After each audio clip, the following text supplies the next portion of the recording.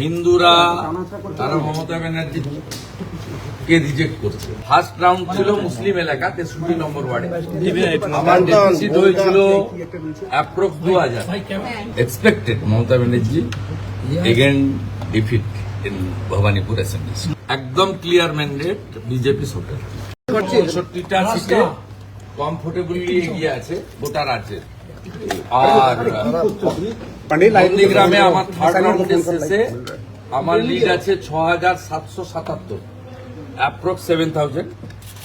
আর ভবানীপুরে আমার পোস্টাল ব্যালটে নন official lead হয়েছে, আমি বলছি না, ইলেকশন প্রপারলি বলবে।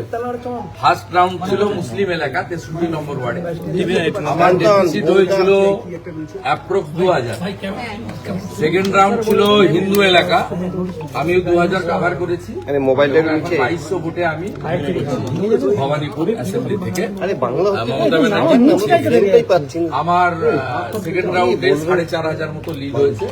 Thanks to every Hindu, those who are cast in favor of me in ward number 63. Expected result 3, 4, 5, 77 number word. এখানে মমতা ব্যানার্জি ভালো লিড দেবে। 7, 8, 9, 10 আমি ওই বড় লিড কভার করব। 10 রাউন্ডের পর থেকে আমি এগোতে থাকবো এবং expected Mamata Banerjee again defeat in Bhabanipur assembly. BJP সরকার করছে এটুকু বলবো, এবং ক্লিয়ার ম্যান্ডেট, একদম ক্লিয়ার ম্যান্ডেট বিজেপি সরকার। হিন্দুরা তারা মমতা ব্যানার্জি কে রিজেক্ট করছে, ইনিশিয়াল ট্রেন্ড তাই হয়েছে। সবচেয়ে বড় কথা হচ্ছে হাসান নামে, জাতের নামে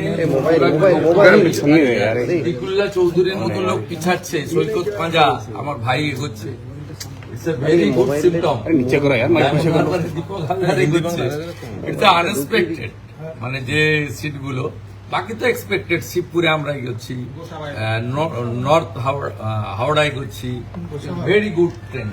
मेरा एक्सपेक्टेड है, मेरा 4500 लीड हुआ सेकंड एक्सपेक्टेड है। हिंदू बोल क्षेत्र टीएमसी की तरफ से बोला जा रहा है कि अभी भी जो वार्ड है वो आपके फेवर में, आपकी जो मेजोरिटी वार्ड है वो बाद वाले जब खुलेंगे तो उनके फेवर में जाएंगे। उनका पीछे ना वो आप नहीं मुखे लग गया।